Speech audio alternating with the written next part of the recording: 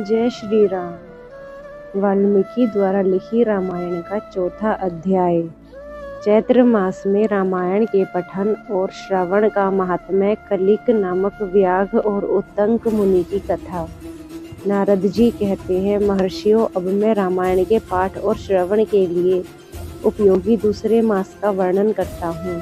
एकाग्रचित होकर सुनो। रामायण का महात्म्य समस्त पापों को हर लेने वाला, पुण्यजनक और संपूर्ण दुखों का निवारण करने वाला है। वह ब्राह्मण, क्षत्रिय, वैश्य, शूद्र तथा स्त्री, इन सबको समस्त मनोवांछित फल देने वाला है। उन सब में सब प्रकार के व्रतों का फल भी प्राप्त होता है। वह दुःस्वप्न का नाशक, धन की प्राप्ति कराने वाला तथा भोग और मोक्ष रूप फल देने वाला है। अतः उसे प्रयत्न पूर्वक सुनना चाहिए। इसी विषय में विद्वान पुरुष एक प्राचीन इतिहास का उदाहरण देते हैं। वह इतिहास अपने पाठकों और श्रोताओं के समस्त पापों का नाश करने वाला है। प्राचीन कलयुग में एक कलिक नाम का व्याघ्र रहता था।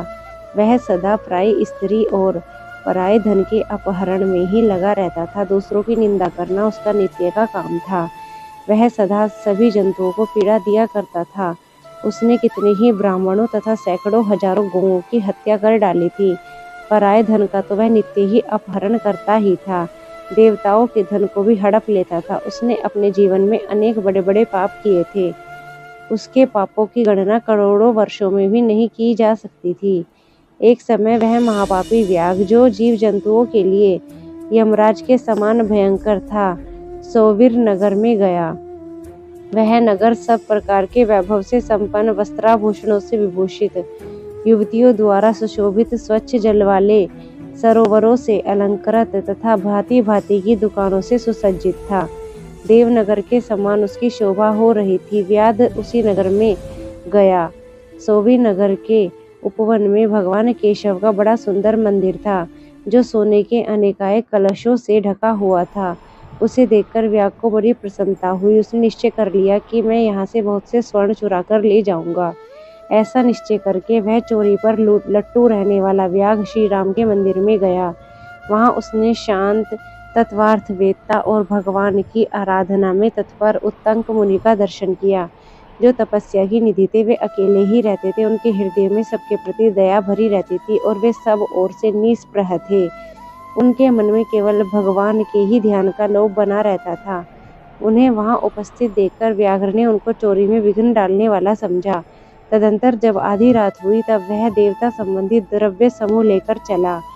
उसे मदोन्मुक्त व्याध ने उत्तंक मुनि की छाती को अपने पैर से दबाकर उनके हाथ से उनका गला पकड़ लिया और तलवार उठाकर उन्हें मार डालने का उपक्रम किया। उत्तंक ने देखा व्याघ्र मुझे मार डालना चाहता है, तो वे उसे इस प्रकार बोले। उत्तंक ने कहा, ओ भले मनुष्य, तुम व्यर्थ ही मुझे मारना चाहते हो। मैं तो सर्वथा निरपराध हूँ। लुब्धक, तो बताओ तो सही, मैंने तुम्हारा क्या अपराध किया है? संसार में लोगों को अपराधी की ही प्रवर्तन पूर्वक हिंसा करते हैं। सौम्य सज्जन निरपराध की व्यर्थ ही हिंसा नहीं करते हैं। शांतचित्त साधु पुरुष अपने विरोधी तथा मूर्ख मनुष्यों में भी सद्गुणों की स्थिति देखकर उनके साथ विरोध नहीं रखते। जो मनुष्य बारंबार दूसरों की गाली सुनकर भी क्षमाशील बना रहता है, वह उत्तम कहलाता है। उसे भगवान विष्णु का अत्यंत प्रियजन बताया गया है। दूसरों के हित साधन में लगे रहने वाले साधुजन किसी के द्वारा अपने विनाश का समय उपस्थित होने पर भी उसके साथ बैर नहीं करते। चंदन का वृक्ष अपने को काटने पर भी कुठार की धार को सुवासित ही करता है। अहो, विधाता बड़ा बलवान है। वह लोगों को नाना प्रकार से कष्ट देता रहता है। जो सब प्रकार के संग से रहित है, उसे भी दुरात्मा मनुष्य सताया ही करते हैं। अहो दुष्टजन, इस संसार में बहुत से जीवों को बिना किसी अपराध के ही पीड़ा देते रहते हैं। मल्लाह मछलियों के, चुगलखोर सज्जनों के और व्याघ्र मृगों के इस जगत के अकारण वैरी होते रहते हैं। अहो, माया बड़ी प्रबल है। यह संपूर्ण जगत को मोह में डाल देती है तथा स्त्री, पुरुष और मित्र आदि के द्वारा सबको सब प्रकार के दुखों से संयुक्त कर देती है। मनुष्य पराये धन का अपहरण करके जो अपनी स्त्री का आदि का पोषण करता है, वह किस काम का, क्योंकि अंत में उसे यही सब छोड़कर अकेला ही परलोक की राह लेनी है। वह मेरी माता है, मेरे पिता, मेरी पत्नी, मेरे पुत्र, मेरा यह घर बार। इस प्रकार ममता व्यर्थी प्राणियों को कष्ट देती रहती है। मनुष्य जब तक कमाकर धन देता है तभी तक लोग उसके भाई बंधु बने रहते हैं और उसके कमाए हुए धन से सारे बंधु बांधव सदा भोगते रहते हैं। किंतु मूर्ख मनुष्य अपने किए हुए पाप के फलस्वरूप दुख को अकेला ही भोगता है। उत्तंक मुनि जब इस प्रकार कह रहे थे तब उनकी बातों पर विचार करके कलिक नामक व्याघ्र भय से व्याकुल हो उठा और हाथ जोड़कर बारंबार कहने लगा, प्रभु मेरे अपराध को क्षमा कीजिए। उन महात्मा के संग के प्रभाव से तथा भगवान का सानिध्य मिल जाने से उस लुब्धक के सारे पाप नष्ट हो गए हैं तथा उसके मन में निश्चय ही वह पश्चाताप होने लगा। वह बोला, विप्रवर, मैंने जीवन में बहुत से बड़े बड़े पाप किए हैं किंतु वे सब आपके ही दर्शन मात्र से नष्ट हो गए। प्रभु मेरी बुद्धि सदा पाप में ही डूबी रहती है। मैंने निरंतर बड़े बड़े पापों का ही आचरण किया है। उनसे मेरा उद्धार किस प्रकार होगा? मैं किसकी शरण में जाऊं? पूर्व जन्म के किए हुए पापों के फल से मुझे व्याघ्र होना पड़ा है। यहाँ भी मैंने पापों के ही जाल बटोरे हैं। ये पाप करके मैं किस गति को प्राप्त होऊंगा?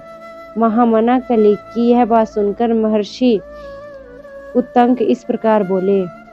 उत्तंक ने कहा, महामते व्याघ्र, तुम धन्य हो। धन्य हो, तुम्हारी बुद्धि बड़ी ही निर्मल और उज्ज्वल है, क्योंकि तुमने संसार संबंधी दुखों का नाश करने का उपाय जानना चाहा है। चैत्र मास के शुक्ल पक्ष में तुम भक्ति भाव से आदर पूर्वक रामायण की नवाह कथा सुननी चाहिए। उसके श्रवण मात्र से मनुष्य समस्त पापों से छूट जाता है। उस समय कल की व्याघ्र के सारे पाप नष्ट हो गए। वह रामायण की कथा सुनकर तत्काल मृत्यु को प्राप्त हो गया। व्याघ्र को धरती पर पड़ा हुआ देखकर दयालु उत्तंक मुनि बड़े विस्मित हुए। फिर उन्होंने भगवान कमलापति का स्तवन किया। रामायण की कथा सुनकर निष्पाप हुआ व्याघ्र दिव्य विमान पर आरूढ़ हो उत्तंक मुनि से इस प्रकार बोला, विद्वान, आपके प्रसाद से मैं महापातकों के संकट से मुक्त हो गया हूँ, अतः मैं आपके चरणों में प्रणाम करता हूँ। मैंने जो किया है मेरे उस अपराध को आप क्षमा कर दीजिए। सूत जी कहते हैं, इस प्रकार कलिक ने मुनि श्रेष्ठ उत्तंक के देव कुसुमों की वर्षा की और 3 बार उनकी परिक्रमा करके उन्हें बारंबार नमस्कार किया। तत्पश्चात अप्सराओं के भरे हुए संपूर्ण मनोवांछित भोगों से संपन्न विमान पर आरूढ़ हो वह श्री हरि के परम धाम में जा पहुंचा। अतः विप्रवरों, आप सब लोग रामायण की कथा सुने।